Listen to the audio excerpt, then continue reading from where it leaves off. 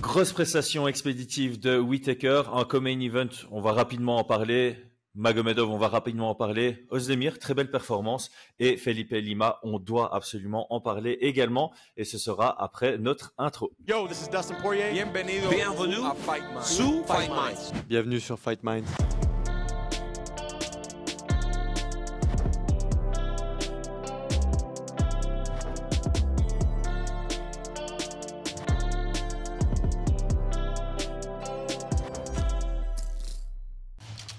Paris sur le MMA avec Unibet.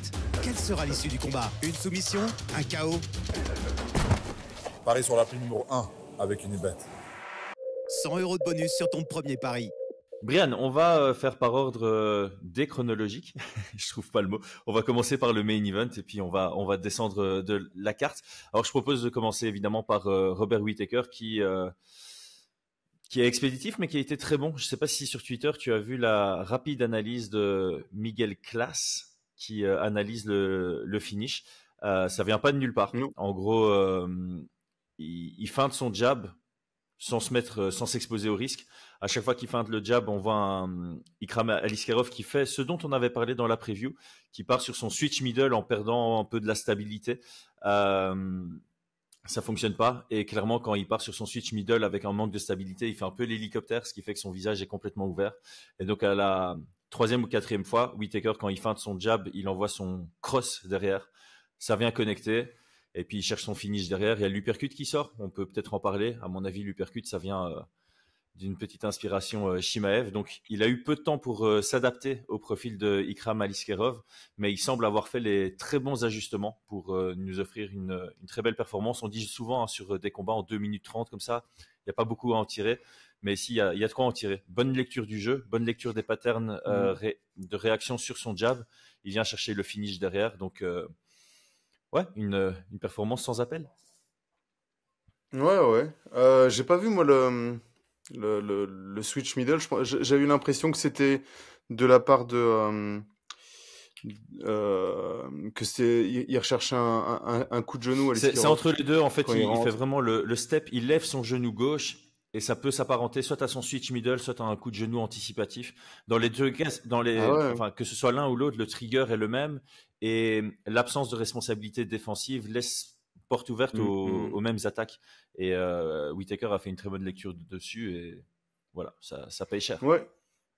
Ah ouais, ça paye très cher. Hein. Je t'avoue que sur ce combat-là, je t'avoue, concernant Whittaker, pas avoir été étonné. On en avait parlé de ses capacités à utiliser ses jabs et puis avec ses blitz, de pouvoir rentrer.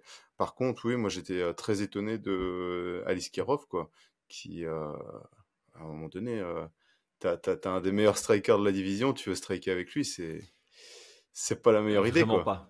pas. C'est pas la meilleure idée. Et puis voilà, moi j'ai eu l'impression, en tout cas, en voyant le combat, qu'il cherchait un contre avec un genou. Ce qui peut, tu peux te dire, quelqu'un qui fonce sur toi, tu vas chercher le truc. Mais c'est pas la meilleure idée sur un blitz, sur une tentative de takedown, ça s'entend entièrement. Sur un blitz où tu as le corps qui est, la tête vers l'avant et le corps un peu en arrière, eh bien, ça lui a coûté cher. Ça lui a coûté très cher. Ouais. Et puis, le finish, ça fait plaisir. Moi, je t'avoue que pour Whittaker, ça faisait quelques temps, en tout cas, que, tu vois, même au niveau des cotes de paris, personne ne s'attendait non plus à le voir finaliser aussi facilement et aussi rapidement, mettre un KO. On était plus en train de se dire que ça pourrait plutôt se diriger vers une décision. Là, il a rappelé une des raisons pour laquelle il y avait un classement et pourquoi il était au top, tu vois, et pourquoi il n'avait perdu qu'avec le top de la division. Qu'avec l'ancien champion assez dominant et le nouveau champion, tout simplement. Hein. Ouais, voilà. Mais de l'autre côté, je trouve que Aliskerov, j'ai été, moi, de ma part, très étonné. Je m'attendais à ce qu'il aille, ce qu'il aille lutter, tu vois, plutôt que, je sais pas comment il a réfléchi à ça. Mais bon. Peut-être qu'il se disait, il s'attend à quelqu'un qui vient de lutter très tôt dans le combat, puisqu'il se préparait à Shimaev. Shimaev, on sait qu'il shoot dans les 10 premières secondes. Donc, il est peut-être venu avec cet état d'esprit de, pendant les 3 premières minutes, je vais faire croire que je veux le striker pour le surprendre sur ma première amenée au sol, mais c'est pas passé. Non, c'est pas passé. Moi, je t'avoue que j'étais assez étonné. Je trouvais qu'il a mis peu de pression. Euh, Tu vois, des front kicks un petit peu tombants comme ça sur quelqu'un qui fait du in and out, Mhm. c'est c'est assez étrange aussi, tu vois, parce que sur quelqu'un qui est en train d'avancer sur toi, ok, t'as de l'appui, mais sur quelqu'un qui est très mobile, un peu moins, un peu moins. Mais en tout cas, voilà, très, très satisfait de la performance de Whittaker. Est-ce que ça fait nos affaires dans la division, tu Mhm. vois, sur contre qui on le voit pour après? Si, tu avais parlé d'un combat qui était Bah, en intéressant. fait, Whittaker, là, il a que deux options. Pour moi, Whittaker, il n'aura pas le title shot. Malheureusement, c'est une très belle performance. C'est contre quelqu'un en dehors du top 15. On avait dit, ça reste une belle prestation, une belle victoire parce Ouais. que les codes de Paris indiquaient que c'était serré sur papier et il vient éliminer Mhm, complètement Ikram Aliskerov au premier round. Ceci étant mhm, dit, le combat pour le titre à l'UFC 305, c'est Israël Adesanya qui a 2-0 contre Whittaker. Bon, alors moi je donne la revanche à Whittaker. Pour moi, il a gagné le rematch, mais mhm, factuellement c'est 2-0, donc c'est difficile à vendre en troisième mhm. combat contre Israël Adesanya. Et si c'est Dricus qui défend contre Adesanya, euh, la victoire de Dricus est encore assez récente. Donc c'est difficile à vendre un title shot pour Whittaker maintenant. Et donc les deux options qui sont ouvertes à Whittaker, c'est très simple. C'est soit tu prends Strickland, soit tu prends Imavov. Mhm. Je crois pas qu'il y ait de troisième option, ou alors tu fais un rematch, enfin une réorganisation du combat contre Chimaev. Mais voilà, je pense que Whittaker, il est dans une position inconfortable dans le sens où il n'a pas son title shot sur cette victoire, mais confortable dans le sens où il peut choisir son prochain adversaire. Alors que du côté de Mhm. Strickland et du côté d'Imavov, je pense que c'est dans leur intérêt à tous les deux de faire le call-out, et Imavov l'a fait. Ah, il m'a fait le Il call-out a fait le call-out sur Twitter directement. Je crois que l'interview de, pour ouais, Whittaker. l'interview après combat dans la cage de Whittaker, il dit je suis le meilleur de la division, je prendrai le classique, hein, anyone, anytime. Et donc Mhm. euh, Nassourdine a tweeté ça en disant anyone, anytime. How about me? September 28th, Paris. Oh, Très purée. beau call-out, Franchement, en intelligent. plus, il est déjà venu, donc je pense pas qu'il ait trop de réticence à revenir à Ah Paris, ouais, hein. surtout le public. Il y avait une petite partie du public qui était italien quand même lors de l'UFC Ouais, Paris ouais, 1 ouais. parce qu'il y avait deux Mais Italiens, sinon, mais ouais. ouais, je pense que l'ambiance était quand même assez haute sur ce co-main event qu'il avait gagné contre Vettori.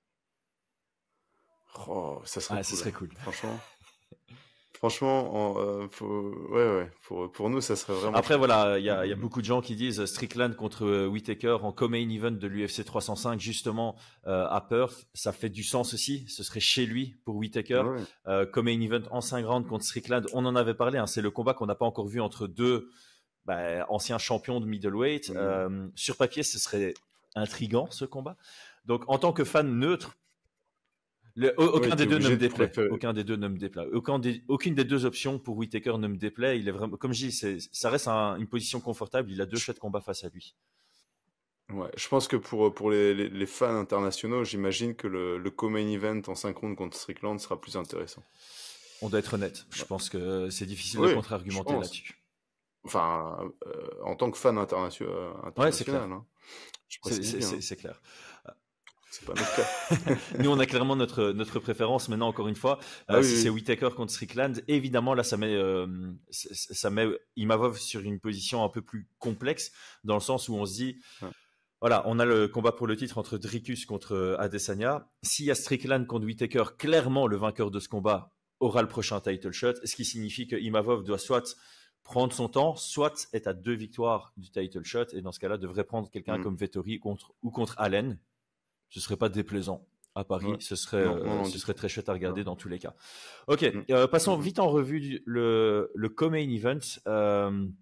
Je pense qu'en narratif qu'on n'avait pas spécialement émis dans nos pré-analyses, c'était le fait que c'était non seulement deux partenaires d'entraînement avant, mais aussi deux amis qui de base ne voulaient pas s'affronter. Il y a eu tout un schmilblick autour de l'annonce du combat que l'UFC avait annoncé avant de Ouais. négocier. Ça avait d'abord été refusé, puis ça s'était fait, on ne sait pas trop pourquoi. Ça ressemblait à un sparring. Ça ressemblait à un sparring, et clairement dans un sparring entre... Bah, on en avait parlé, Ouais, hein. rapidement.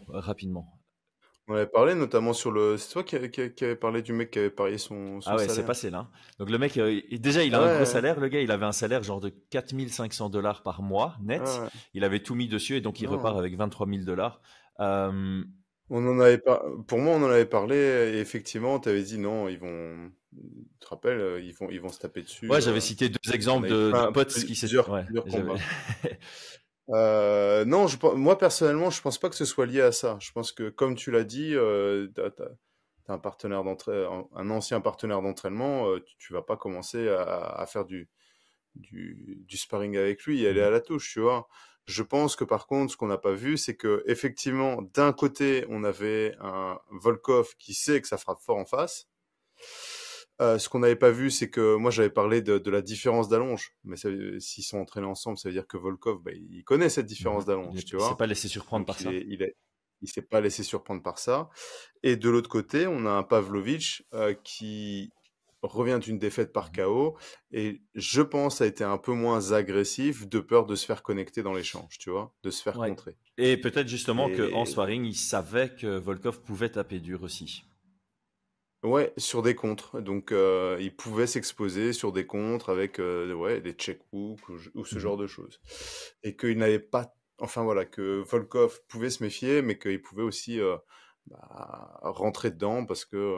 Enfin voilà, il être pas non plus si méfiant que Mhm. ça, Et tu puis, vois. enfin bon, on a autocritiqué notre analyse. On avait quand même souligné 2 points qui devaient faire partie de la stratégie de Volkov. Les déplacements latéraux. Il n'a pas arrêté de se déplacer latéralement. Mhm. Et essayer de transformer le combat en quelque chose qui ressemble à des single attaques d'un côté comme de l'autre. Il y a eu très très Ouais, peu de ouais. combinaisons. Les Mhm. seules combinaisons, c'était quasi exclusivement du côté de Volkov et c'était des combinaisons de 2 frappes et c'était presque généralement des feintes puis une attaque qui suit, notamment en garde ouverte, son direct suivi du low kick qui est très très bien passé. J'ai beaucoup aimé. Alors que lui, en général, il est Mhm. droitier. En droitier, il utilise très bien son bras arrière, donc bras droit suivi du low kick intérieur. Là, il a dédoublé du même côté, gauche-gauche, et ça fonctionnait très bien. Mhm. Moi, voilà, difficile à dire, mais je trouvais Volkov il avait la bonne approche dans ce combat. Il a fait une belle prestation. Ah ouais, ouais. On l'avait dit, hein, c'est le premier à battre Pavlovich à la décision. Pavlovich était quand même à 3-0 dès le moment où ses Mhm. combats sortaient du premier round. Mhm. Il était invaincu en dehors du premier round. Et ici, on a un Pavlovich voilà, qui a pas pu imposer son jeu, tout simplement, parce que Volkov avait une bonne gestion Mhm. des déplacements, une bonne gestion de l'espace, une bonne gestion de la distance. Il dominait les échanges. Il a gagné au volume. On avait dit ça aussi, hein, qu'il devait gagner au volume et pas y aller à l'intensité. Donc, Ouais. Bah après, c'était en tout cas sur le déroulé du combat, quand on a fait un peu les codes de Paris. Moi je t'avais dit que je pouvais voir. Je crois que j'ai mis plus de. Enfin, je pouvais voir une ouais. décision, tu vois. Je voyais passer le premier round et tout. Et ouais. Mais toi, Ouais, ouais. t'as Je mis pense que ta fraction d'unité sur ça dépasse un round et demi, me semble-t-il. j'ai mis Ouais, voilà. 0,5, ouais. Et je pense que au tout début, j'avais mis décision. Et puis en fait, je trouvais que la cote, elle était pas non plus si Attractive. attractive entre les deux. Et donc, je suis Bien descendu un joué. petit peu. Mais c'est vrai que la première option, c'était de me dire, c'est possible que ça ait la Mm. décision. Ouais, ouais. Ok, bah pas grand-chose de plus à dire Mais là-dessus. Est-ce sinon, que ouais. par contre, sur la décision, alors moi, j'ai pas fait le scoring, mais je trouvais que c'était, franchement, il fallait être bien accroché pour faire la décision, tu vois. Dans le sens où Fallait être attentif, quoi. Bon, je trouvais que, franchement, à la fin, je savais pas qui ah avait comme gagné, tu ça. vois. Tellement c'était du touche-touche Ouais, presque. mais le volume était largement à l'avantage de Volkov, je pense pas. Ouais. Je vais rapidement aller voir sur UFC Stats, même si on sait, hein, les stats. Mais bon, comme il n'y avait Non, pas non, vraiment non. de touche beaucoup plus percutante d'un côté ni de l'autre, bon voilà, Volkov par Mm, défaut mm, frappe plus fort, mais on est à 83 frappes à 46, quasi le double. Et ah ouais. voilà, sur le Mm, premier round, c'est 15 à 26, 15 à 31, 16 à 26, donc il domine sur chacun des rounds. Évidemment, il y a une répartition entre tête et corps. Genre sur le premier round, c'est 14 frappes à la tête pour Pavlovich contre 9 pour Volkov. Mais ce qui a vraiment fait la différence, c'est les low kicks, hein. 11-0 dans le premier round, 16-0 dans le deuxième round et mm. 5-1 dans le troisième round. Donc, Ça aussi, stratégiquement, ouais, c'était ouais. intelligent, hein. Casser les bas. Tu rencontres un bon boxeur MMA, attaquer Mm, les bas, mm, c'est toujours une bonne solution. Ça fonctionne bien contre Max Holloway, ça mm, fonctionne bien contre On peut réfléchir à tous les bons boxeurs MMA, mais généralement, ceux qui ont un bon jab, certainement, ça fonctionne toujours très bien. Ok, la suite pour Volkov. On pense que ce ne sera pas contre Gane à l'UFC Paris, ce sera plutôt Gane Almeida du coup. Et Volkov se trouve donc dans une position un peu d'attente. Tu sais, je pense que l'UFC... Tu dis ça parce que tu penses que le public va privilégier un Gane Mais Almeida? moi, j'avais dit avant le podcast que le vainqueur de ce co-main event, ça m'intéressait contre Gane, même si c'était Volkov. Et après cette prestation, honnêtement, la revanche ne me déplaît pas du tout. J'ai une petite préférence quand même contre Almeida, mais si on nous annonce Whittaker contre Imavov en main event et Gane contre Volkov 2 en co-main event, je suis pas déçu. Ouais, bah écoute, moi non plus, hein. Je pense que ça reste probable. Je pense que bah voilà, l'UFC, elle est pas non plus à être focus sur faire plaisir aux fans, tu vois. Ils savent que ça va remplir, donc ils en ont rien à faire. Ils vont pas faire tu vois, genre un sondage comme ça auprès des fans français. Qu'est-ce que vous préférez entre Almeida et tout? Eux, ce qu'ils veulent, c'est regarder peut-être un peu les chiffres. Ok, sûrement que contre Volkov, bah, on a déjà eu le premier combat, les chances sont plus importantes. Il y a moins d'incertitude sur une victoire, tu vois, de Cyril Gane. Et ils peuvent peut-être se dire, bon, on va privilégier une victoire française. C'est ça. Sur un combat qui fera peut-être un peu moins de hype avant qu'il n'ait lieu. Mais comme on en avait déjà discuté à l'international, en tout cas sur le public américain, les oppositions de style sont pas si attractives que ça. Donc striker-grappler, c'est pas une opposition qui intéresse plus que striker contre striker. Et donc sur cette vision-là, peut-être que l'UFC serait intéressé de faire la revanche Volkov contre Gane, puisque ça resterait debout. Donc voilà. Mais la probabilité du chaos qui est assez faible par contre. Ouais, donc un peu déçu. Moi, je t'avoue que j'aurais préféré entre les trois options en dehors. Ouais, peut-être Almeida, peut-être bien évidemment, mais ensuite j'aurais préféré Pavlovich, tu vois. Donc c'est vrai que cette défaite de Pavlovich, bah, elle nous prive d'un Pavlovich. Alors clairement, j'ai déjà vu sur Twitter les gens qui disent imaginez si ça avait été Gane contre Pavlovich, ce qu'il lui aurait fait, etc., etc. Mais je suis entièrement d'accord. Ouais, mais ici, juste pour nuancer ce que tu dis, il faut partir de l'hypothèse que Pavlovich gagne contre Volkov hier. On aurait une vision différente évidemment de ce qu'on a maintenant. Tu vois, le combat nous aurait beaucoup plus intéressé, Pavlovich contre Gane à Paris, avec un Pavlovich qui gagne au premier round contre Volkov, parce qu'on aurait toujours eu cette intrigue de ok, c'est vraiment un rouleau compresseur. Maintenant qu'on a vu ce que donne Volkov contre Pavlovich, les gens sont là, bah ça aurait été facile pour Gane. Mais cette hypothèse est inexistante puisqu'on n'est pas dans un cas de figure où Pavlovich a roulé sur Volkov. Ou alors un Pavlovich qui assomme au troisième round, tu vois, ça aurait peut-être pu oui, bien sûr, oui, avec ce côté genre... On aurait eu le 1, 2 et... Oh, t'es jamais à l'abri. Enfin, tu vois, ce narratif de... Ok, même au troisième, t'es pas à l'abri. Donc, on aurait eu ce truc de Cyril a besoin de faire le combat parfait pour l'emporter. Ouais. Ça serait intéressant. Ça aurait été intéressant. Parlons de Charapoutine Magomedov. Ouais. J'ai envie de résumer. C'est une question d'attente. Moi, je trouve qu'il n'est pas mauvais du tout, ce Magomedov. C'est juste qu'il est arrivé à l'UFC avec une hype de dingue et donc on a des attentes de ouf sur lui. Et au final, c'est un bon striker. Il est éclaté. Non. Il est nul. Non, attends. Tu dis pas ça par rapport aux... Parce qu'il y a des attentes de ouf. Donc il y a... Non. Je suis d'accord avec toi, mais j'ai essayé d'imaginer si je ne connaissais pas le type et que je regardais les deux parce que tu me laisses pas... comme si c'était un combat tu me laisses pas finir. Alors clairement, tu le mets contre un Chris Curtis. Je le mets pas favori. Je le mets pas favori. Tu le mets contre un Fluffy Hernandez, il est pas du tout favori. Donc clairement, il a pas sa place dans le top 15. Mais c'est pas pour autant... Enfin, je pense que la déception des gens, parce que voilà, le éclaté par terre, c'est parce que il y a une hype de dingue. Sinon, on aurait vu ça comme un profil qui est en train de monter à l'UFC et qui propose quelque chose de... On aurait vu ça comme... pour moi, s'il n'avait pas le profil qui s'est construit et les attentes qu'il y a autour, ça serait un combat de prélim. Oui, là-dessus, je suis d'accord. Inintéressant au possible. Et genre, bon, bah ouais, c'est pour faire attendre les combats suivants, tu vois. Mais pour moi, c'est un combat qui... Je l'ai regardé parce qu'il y a de la hype autour et je veux savoir un petit peu ce qu'il vaut. La hype n'est pas méritée. Là-dessus, on est d'accord. C'est un combat sans aucun intérêt. Enfin, pour moi, le combat était sans aucun intérêt. Lui, je je trouve qu'il n'a pas réellement de qualité technique, tu vois. On a un Trocoli qui était cuit au bout d'un round, qui a rien proposé. C'était Alors, du côté de catastrophique, tu vois. Trocoli, on va quand même nuancer. Hein. Donc, le gars était à l'image d'Ikram Aliskerov, mais en pire. Il était supposé combattre la semaine passée à Vegas. Son combat est annulé. Et lui, encore plus tard, il doit prendre l'avion vers l'Arabie Saoudite en dernière minute, faire son cut dans l'avion. Donc, il y a des circonstances atténuantes, on dit, pour sa contre-performance en termes de gestion d'énergie. Ouais, bah alors, ouais, donc il y a moins de circonstances atténuantes Pour Magomedov. Chava, là. Chava. Chava. Ouais, après, voilà, on l'avait déjà vu dans ses débuts à l'UFC. Sous pression, il est ultra perméable en boxe anglaise, surtout en ligne. De nouveau, contre Trocoli, ça a été le cas. La lutte défensive, pas exceptionnelle contre Bruno Silva. Et ici, il n'y a pas de lutte défensive. Il bloque juste, mais il ne cherche pas à sortir. Donc, rien d'exceptionnel là. Maintenant, voilà, son jeu au kicking range n'est pas non plus dégueulasse. Non, bah heureusement, il a quand même signé à l'UFC, mais quand même. Enfin, tu vois, pour moi, alors peut-être que je vais me tromper, hein, gardez bien ça. Mais non, pour l'instant.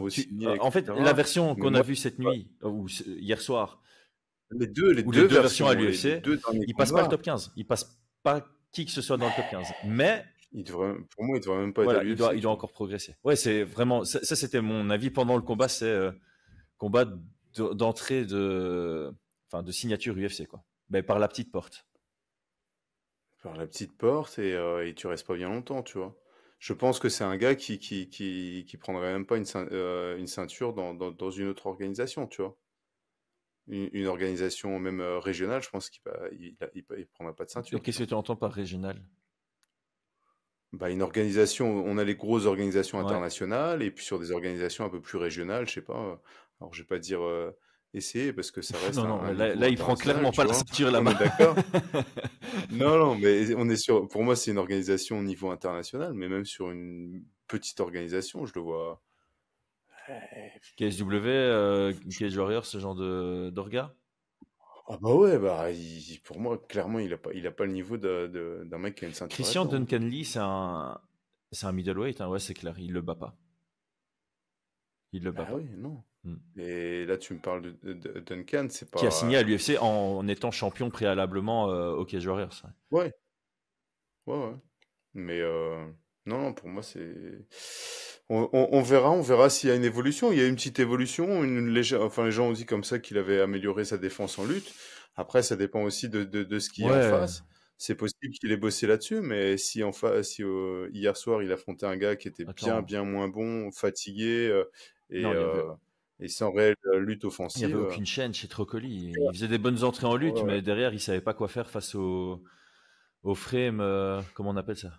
Je perds mon vocabulaire là. Alors par contre, ce qu'on peut pas lui enlever, c'est sa vitesse au niveau des kicks. Ça, c'est clair que c'est side kick et tout, ça va très très vite. Les high kicks montent rapidement, ils touchent, mais ça va être compliqué, quoi. Ça va être très compliqué. C'est pas suffisant, quoi. Tu vois, pour monter vers le top 15, non. Je pense que pour rester à l'UFC, oui.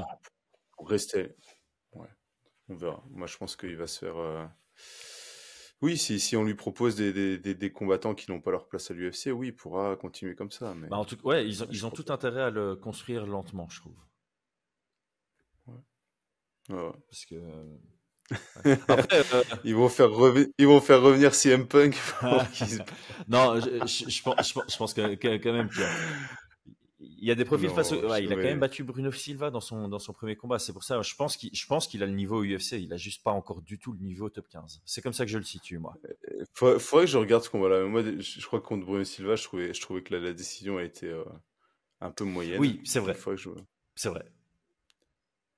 J'étais un peu étonné de la décision. Il prend clairement le premier round et 2-3, il se fait lutter et la décision va en son sens parce qu'il a un peu touché debout avant que ça lutte et au sol, Bruno Silva n'a pas produit grand chose, mais c'est clair qu'il y avait de tête, il y avait un argument pour. Tu vois, sur ce genre de décision, on pourra s'étonner, tu vois, que lui gagne, mais par contre qu'un Dalby perde contre Rinat, tu vois, c'est ça. Il y a aucune comparabilité, tu vois. Donc ça a pas de sens. En tout cas, il doit être construit progressivement. Il y a Bonical qui a intelligemment fait le call-out. pour savoir qui sera le meilleur roux dans la division.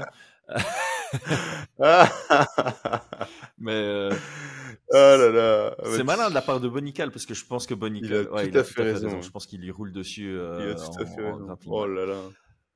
Matin, midi et soir, il peut être appelé en last minute et Ouais. Et le lutter ça sera sans pas quoi. problème. Je pense qu'il le termine dans le premier round. Si ça reste debout, c'est compliqué pour lui, mais je pense qu'il sera pas bête. Il ira au sol. Bon, Ouais. notre Ozdemir qui nous fait un très très beau taf. Simple, hein, il fait ce qu'il doit faire contre un Johnny Walker. Il Exactement. avance, il cherche le boxing range, il frappe dur, il frappe bien, il le connecte et il le finalise. Sans surprise, hein, de la part de Ozdemir, il est arrivé, ouais, comme tu dis, concentré et il a fait ce qu'il fait habituellement, tu vois. Face à un Walker c'est interrogeant pour la suite et sa prestation est très questionnante. Mais en fait, moi, j'ai réfléchi et je me dis, il est arrivé à l'UFC. Il a fait des petites vagues à l'UFC au tout début parce que voilà, il avait ce style high risk, high reward, donc prise de risque élevée, mais avec grosse récompense à la clé.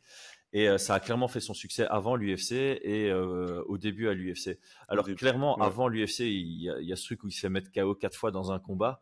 Ça lui a porté défaut avant l'UFC.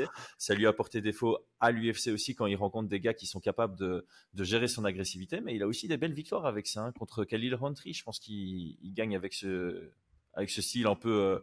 voilà, je rentre pour faire la guerre et point barre. Et je pense qu'il doit revenir là-dessus. C'est pas un combattant qui aura la ceinture en jeu un jour. Et il doit venir pour aller chercher des Fight of the Night. Je me fais terminer ou je termine l'adversaire. Mais son style un peu mesuré, ben, il est beaucoup moins dangereux. Il a beaucoup moins de chances de gagner, tout simplement. Je pense qu'il aurait eu il aurait mis beaucoup plus à mal Ozdemir s'il était venu pour le finaliser en 30 secondes. Ouais, peut-être. Moi, je t'avoue que je pense qu'il faut plus réfléchir à savoir quel style il doit adopter. Là, je pense qu'il doit réfléchir à Raccrocher les gants. arrêter, quoi. Enfin, bah, attends, t'as vu les KO qui se Ah prend. ouais, c'est vrai. Moi, il doit prendre 1 an d'arrêt, il doit faire des petits IRM pour s'assurer que son cerveau est en bon état, parce que là, franchement, Mais c'est sûr. Ça, c'est sûr, par contre. ça tape fort en Ouais. face. Moi, je t'avoue que j'étais vraiment étonné. Je m'attendais, enfin, je supposais qu'il allait arriver et respecter la puissance de frappe de Ozdemir quand même, tu vois. J'ai pas compris son approche du combat. Et je veux enlever aucun crédit à Ozdemir. On l'avait dit lors de notre preview. Ozdemir, on a l'impression qu'il aborde de plus en plus stratégiquement ses combats, avec une vraie préparation et une intelligence. Et là, il a de nouveau Ouais, fait. Il a bah fait ce oui, qu'il oui. devait faire pour aller chercher la victoire. Et c'est une excellente victoire. Ah bah bien sûr. Ça nous Ça empêche pas. Voilà. n'empêche pas qu'il aurait sûrement gagné par KO, mais avec un, comment il s'appelle, Walker. un Walker beaucoup plus mesuré, tu Mhm. vois. Beaucoup plus composé, se planquer un peu plus derrière son jab, prendre un peu plus de distance, respecter la puissance de frappe. Là, j'ai eu l'impression qu'il est arrivé à mettre des low kicks sans aucune distance, à se faire enfermer, vouloir continuer l'échange, comme s'il n'y avait pas d'urgence, quoi. Enfin, c'est quand même Volkan Ozdemir Ouais. en face, tu vois, c'est pas un gars qui pèse 10-15 kilos que toi, de moins que toi, et qui gagne à la décision, Ouais. tu vois.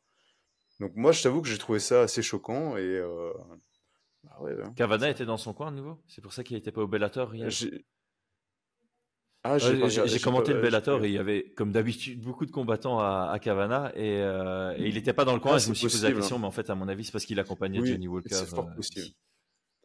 Mais je sais pas, je pense pas que ça soit lié à ça. Moi, je pense que c'est vraiment lié à son approche du Ouais. combat, tu vois. Ça arrive des fois où tu passes à côté, tu te dis, ah, ça va, il va pas taper fort, ou j'ai esquivé bien à l'entraînement et tout. Mais quand t'as un gars qui gagne autant de combats par KO au premier round, tu joues pas avec Mhm. ça, tu vois. Donc mon pari Et- uniquement sur les statistiques était intéressant ici. Ah ouais, bah écoute, franchement, t'as eu raison. Et moi, mon pari sur la potentialité de mecs qui vont faire attention, Bah, en il soi, était éclaté. Walker, t'as l'impression qu'il venait justement en mode. Ouais, sur ses derniers Ouais, combats, je trouvais qu'il était plus ouais, ouais. mesuré, tu vois. Et Ouais, non, il c'était venait de pas manière plus là. mesurée, mais ça n'empêche que ça finissait quand même assez rapidement malgré cette approche. Donc voilà. Mais bon. Ouais, peut-être que je me suis sur les derniers. Bah, en tout cas, contre Ankalaev, ça finit au premier round et le no contest aurait pu finir aussi au premier round. Ouais, t'as raison, Donc t'as ouais, raison. même cette approche-là. Bon, Smith, c'était une décision. Et avant ça, Paul Craig, c'est aussi au premier round. Ouais. Cute là-bas, c'est aussi au premier round. Jamal Hill, c'était aussi au premier C'est round. Donc Smith en fait qui me. voilà, même avec cette nouvelle approche plus mesurée, il y avait beaucoup de finish tôt Non, ouais. dans le combat. Mais je pense que c'est Smith, c'est le combat contre Smith qui À mon avis, m'a Smith et Thiago Santos. induit en erreur, tu vois. Ouais, et qui m'ont induit en erreur, tu vois, où je m'étais vraiment fait ennuyer sur ce combat. Et je m'étais dit, ah, il est quand même beaucoup plus mesuré, tu vois. Mais c'est marrant parce que dans le cas de Johnny Walker, on retient plus ses mauvaises performances un peu ennuyeuses que son côté exaltant, parce que justement, ce qui sort du lot, c'est quand il est trop mesuré et que ça ne lui convient pas. Donc C'est ici, je te rejoins, il doit prendre du repos, se poser la question de s'il doit continuer ou non. Mais s'il continue, il doit vraiment enlever cet objectif de ceinture et se dire, OK, ma meilleure chance de gagner un combat, c'est de revenir avec ma version de mes 4 premiers combats à l'UFC, qui sont 4 finishes assez expéditifs. Il était quand même rentré à l'UFC avec 4 victoires, 0 défaite, dont Roundtree et Cirkunov, qui à l'époque était quand même assez dangereux. Ouais. Hein, donc, je dis pas de bêtises, hein, c'est ça. Hein. Ouais, non, d'abord une décision contre Enrique da Silva et puis 3 finishes au premier round, 3 highlights. Hein, 1 minute 57, 15 secondes et 36 secondes. C'est pas rien. Voilà. On passe à Felipe Lima.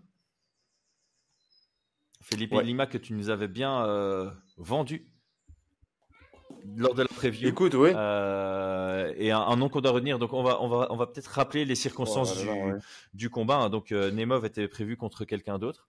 Lors de la Fight Week, donc pendant la semaine du combat, on a Felipe Lima qui répond à l'appel alors qu'il se préparait pour un combat à l'octogone, donc sur 5 fois 5 minutes, puisqu'il était champion de l'octogone. Mais c'est un bantamweight.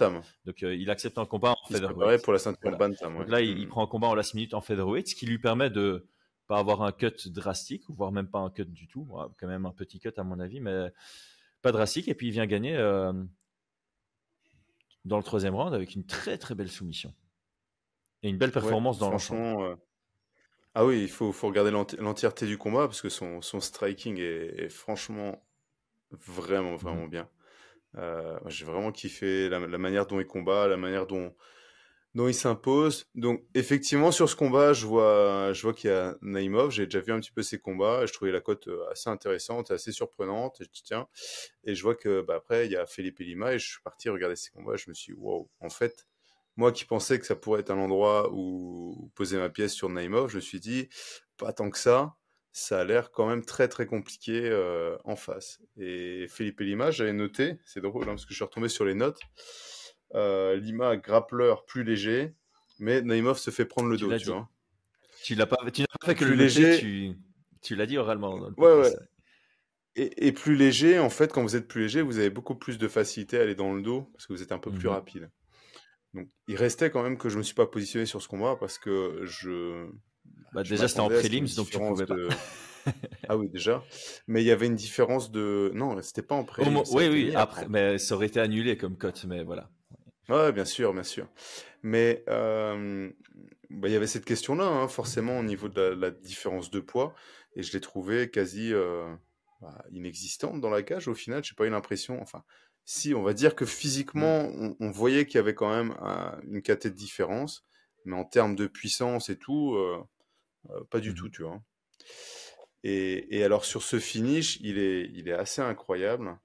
Donc, on a un Naimov qui rentre sur ce qu'on appelle un inside leg trip, tu vois, à la cage, mais qui garde son body lock. Non, c'est pas un body lock, il est en 50-50, mais normalement, du côté de l'inside leg trip, quand tu as le bras, tu viens tirer sur le bras que tu as en overhook, tu vois. Donc, le gars, il est en underhook, tu attaques la jambe qui est côté de ton overhook, tu gardes pas tes mains ensemble.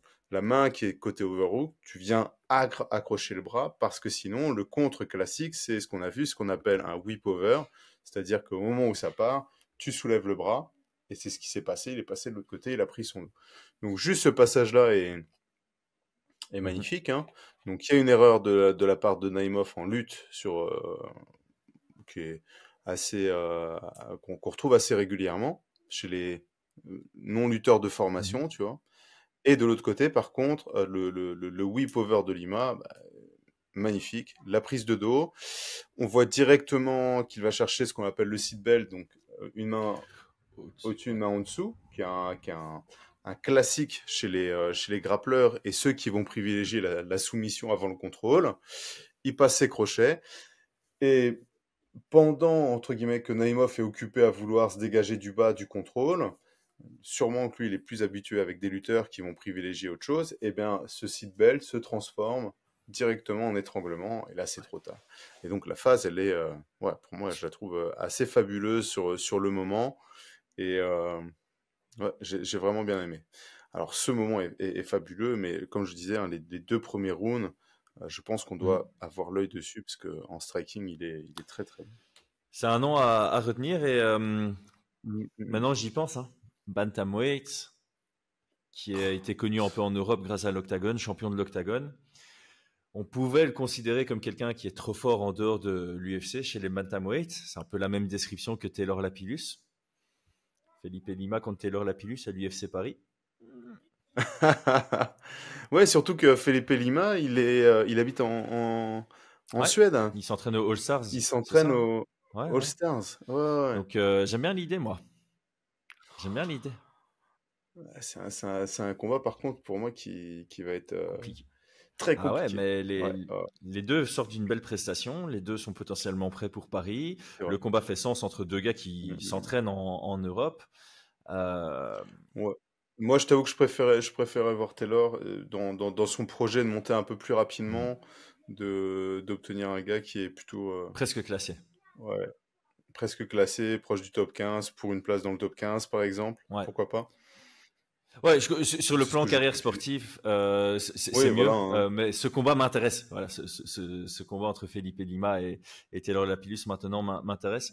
Ouais, moi je t'avoue que je préférerais Felipe Lima, je préférais contre bah, le dernier adversaire de Taylor Ah, Lapillus. Bacharat. Ah, Basharat, ouais. Hmm. Ça me plairait vraiment beaucoup parce qu'on a, en termes de technicité, là, ils sont chauds, quoi. Ils sont vraiment chauds tous les deux. Mais bon, c'est peut-être un petit peu tôt pour les deux pour Ouais, s'affronter, mais faut- en tout cas, la nouvelle génération de Bantamweight, enfin, elle est tout aussi effrayante que la génération. Enfin, quelle division. c'est vraiment cette catégorie-là, je pense que c'est Un hallucinant, truc de fou. hein. Elle est Ah, hallucinante, c'est cette clair. catégorie. C'est clair, mais ouais, peut-être que l'UFC voudra faire monter tous ces nouveaux prospects de cette nouvelle ère séparément avant Oui. de les croiser. Mais c'est quoi qu'on a eu Mm, mm. quoique, quand tu vois Talbot contre Simon, tu vois, deux gros talents, bantamweight qui s'affrontent alors qu'ils sont encore loin du top 15. C'est ce que je Mm, disais, c'est quand tu as une division faible en talent, comme les poids lourds, à l'époque de mm. Ngannou et Lewis, tu essaies de les faire monter jusqu'au moment où ils s'affrontent soit pour la ceinture, soit pour définir le prochain Ouais, ouais, challenger. c'est vrai. Mais quand tu as une division remplie de talents, tu peux te permettre de faire ce genre de combat avant même que les gens n'aient leur regard dessus pour le fun Ouais, des fans assidus. Et chez les bantamweight, clairement, tu peux te permettre de mettre deux gros talents avant qu'ils rentrent dans le top 15 parce que si tu as un talent bah, qui bien ralentit sûr, dans ouais. sa carrière, c'est pas très grave parce que voilà, dans le haut de la division, tu n'as pas trop de questions à te poser sur les prochains challengers. Ouais. Ok, On l'a eu hein, chez les featherweight, ouais, tu vois, aussi. avec Holloway, McGregor et Poirier. Ils se sont affrontés en début de carrière, ils se sont Mhm. retrouvés au top Ouais. après, tu vois. Ouais, tu Mm, peux te mm, permettre de le faire, c'est clair. Et en plus, ça te fait un peu des rematchs long time in the making, voilà, 7 ans plus tard, mm. Ouais. ce genre de choses. T'as vite fait toucher Dalby contre Rinat pour la décision. Est-ce que tu veux rapidement en parler? Euh, Bah, une décision qui est pour moi assez étonnante et enfin qui me questionne à nouveau sur les règles et la compréhension des règles. Donc je vais essayer quand même de, de, de rester à ma place de téléspectateur et non pas sur le bord de la cage et accepter cette décision. Mais je trouvais en tout cas que bah, le premier round, il n'y avait rien à dire. Rinat l'emportait, il y avait Une discussion. aucune discussion là-dessus. Par contre, sur les deux rounds suivants, j'ai trouvé clairement Dalby meilleur. il a défendu. Les seules offensives de Rinat, c'était de lutter. Il a pris des takedowns, mais il en a rien fait derrière. Et malgré ça, on avait un Dalby qui, fesse au sol, continuait à frapper au visage. Donc pour moi, en termes de cotation, j'ai eu du mal à comprendre cette décision. Je voyais Dalby prendre les 2 derniers rounds sans trop de discussion. Donc j'étais vraiment, vraiment étonné. Quand il y a eu l'annonce de la décision partagée, je me suis dit, oh, ah ouais, quand même, il y en a un qui a réussi à voir Rinat. Et alors, quand j'ai découvert que c'était Rinat qui était. Donc, ouais, donc je trouve ça. Voilà. Un peu décevant en tant que téléspectateur. Peut-être que sur le bord de cage, c'était différent, la sensation. Mais c'était un chouette combat, par contre. J'ai bien apprécié. J'ai bien apprécié ce qu'a fait Dalby, et il était physiquement, je pense, beaucoup moins fort. Il frappait beaucoup moins fort. J'aime pas trop, moi, son style. Je trouve qu'il est un petit peu trop dans... comme si il combattait seul, tu vois. Je le trouve un peu lent, je le trouve sur ses kicks. Enfin voilà, je trouve que ça évolue très très peu. Par contre, son mental et le fait de rien lâcher, il a été sonné et tout. Enfin, ça pour moi, c'est juste impressionnant, vraiment impressionnant. Tu sens que c'est un travailleur, tu sens que techniquement, il bosse pour progresser tout ce qui est en lutte, en grappling, qu'il est à son plafond de verre, je pense, sincèrement. Mais il reste impressionnant. Et puis, même si, pour avoir croisé la personne, je pense pas que ce soit... Enfin, j'avais pas de feeling avec lui, tu vois. Mais par contre, en tout cas, sur sa carrière, ça reste quelqu'un de... Enfin, voilà, qui a eu des hauts, des très, très bas. Ouais. Dépression, alcoolisme. Et qui a réussi et qui est remonté. Et donc, voilà. Donc, je trouvais ça un petit peu décevant sur le combat. Mais... Mais j'étais par contre un peu déçu par Rinat, le cardio qui lâche, tu vois, comme si on était en altitude. Là, j'étais un peu étonné. Il y en a eu plusieurs, j'étais étonné. Tu sais quoi, c'est marrant que tu dis ça, parce qu'en regardant, forcément, Trocoli, ça me semblait logique, vu les circonstances dont on a déjà discuté, mais j'ai eu cette impression aussi de me dire, mais ça donne l'impression qu'on a un événement en altitude, alors que c'est pas du tout le cas. En altitude, ouais. Je sais pas, la chaleur, l'humidité, je sais rien, tu vois, c'était bizarre. Mais en tout cas, on avait Dylan qui s'occupe de la boxe anglaise chez nous, qui était sur place pour Fury contre Usyk, et qui disait, t'as 40 degrés à l'extérieur, par contre à l'intérieur c'est à entre 17 et 19 degrés. Donc normalement à l'intérieur c'est pas le même stade, mais on imagine que c'est un peu la même qualité de modification de température. À voir. Mais étant donné que c'était pas le cas pour certains combattants, je sais pas. Ouais. En tout cas, moi je t'avoue que... Après, Rinat, il avait déjà eu des suicides cardio, tu sais, dans un autre combat, il me semble. C'est possible, hein. C'était contre qui encore? C'est possible. Je sais plus, contre Zaleski dos Santos, je pense qu'on avait vu aussi qu'il fatiguait fort. Bref, moi j'ai pas vu le combat parce que je commentais le Bellator, donc j'allais le regarder, mais de ce que tu me dis, je pense qu'on peut finir là-dessus, hein. C'est important de chaque fois rappeler que le critère numéro 1, c'est efficience en striking et en grappling. On regarde pas le temps de contrôle. Le contrôle, c'est le critère 3, et on regarde le critère 3 que si le 1 et le 2 sont à égalité. C'est pas une mini addition avec OK, on met 20% sur le contrôle. Non, on regarde pas le contrôle si on arrive à faire une distinction dans le premier critère. Et c'est noté noir sur blanc dans les critères, c'est la position n'a aucune importance, c'est ce que tu fais à partir de la position qui est important. Donc si tu prends une position où tu es en demi-garde au-dessus, mais que c'est l'autre qui te met des coups de coude d'en dessous, et qui va prendre un faux bras-tête et qui serre dessus, et que tu as l'impression on voit une veine qui sort, tu perds la séquence, tu perds ta minute, tu perds tu perds le moment. Donc ici, de ce que j'entends, tu as un Rinat qui a bien travaillé sur ses amenés au sol. Je vois qu'il en a obtenu 5 sur le combat. Mais s'il fait rien de ses amenés au sol, il prend pas. Rien. Il doit pas prendre. Et c'est un peu triste de voir que... de ce que j'entends, je vais aller juger par moi-même, mais... Oui, va juger par toi-même. En tout cas, c'est dans les décisions sur les réseaux sociaux, tout le monde s'est réellement questionné sur cette décision. Alors bien évidemment, on était tous téléspectateurs, et donc on était tous étonnés. Mais voilà, on a encore l'impression qu'il y a ce truc où tu mets une fois au sol, tu bloques, et bien ça te permet de gagner un round. Et alors que c'est 2017, ça fait 7 ans maintenant que ça ne devrait plus être le cas. Donc c'est questionnant. Ce qui est questionnant, c'est je vais aller regarder, parce qu'en fait il y a quand même Genre, les médias, c'est 50-50. Il y a 2 médias qui donnent 30-27 à Rinat. Il y a 4 médias qui donnent 29-28 à Rinat. Et puis, genre, 7-8 médias qui donnent la victoire à Dalby. Et chez les fans, on est sur une split opposée. Donc, Dalby, 68% de fans le voient gagner. Donc, Ouais, donc une split opposée, ça me semblait logique, ouais. entre guillemets, tu vois, mais voilà, ça reste questionnant. Et puis bah, sur les médias, ça dépend aussi des Ouais, médias. ouais, Faut pas oublier on est tous un petit peu, comment on pourrait dire, euh, subjectifs, tu vois, sur ouais, et les puis décisions. les médias Puis on sont a pas tous tous fait formés, c'est hein. pas le Les taf. médias sont pas tous formés à ça. Non, bien Je sûr, vois que bien sûr. le média, enfin le gars qui est le plus formé parmi les médias, qui en général met son scoring sur MMA Decision, s'il n'est pas dedans, Shen Chi-Han, je pense que c'est le média le mieux formé pour les Bah, je décisions. crois que Shen Qian est très étonné de la Ben voilà, décision, voilà. si je dis pas J'irai de voir bêtises, sur Twitter. sur Donc, Twitter. s'il faut bien se tenir à un média, c'est lui, selon moi. C'est lui et nous. Euh, on rigole, mais on fait partie des médias qui sommes les mieux renseignés sur le scoring, hein. On a fait un gros taf dessus. Ouais. Donc voilà, c'est. Tu es le mieux formé. Moi, je veux garder un petit peu de, selon mon avis et de ma Voilà. position. J'ai des fois, enfin voilà. Moi, je suis un peu plus noir et blanc là-dessus. Ok, on a fait un beau tour. Brian, un tout grand merci. Moi, j'ai quelques combats à aller regarder là. Et Ah bah ouais, on a fait le tour, hein. Ah, top, merci à top. tous. Mais ça restait quand même un chouette événement, même s'il y avait pas mal de décisions. Encore une fois, c'est là que tu te rends compte, bah ouais, que l'UFC, c'est pas pour rien que l'UFC est autant suivi, autant apprécié, parce que ça restait quand même très très chouette à nos heures Ouais, clairement. Et je pense que locales. c'était potentiellement mieux que le Bellator qui était moyen. Pile aux mêmes heures, c'est un Ok, truc je de vais fou. Ça a regarder. commencé. Premier combat a commencé en même temps.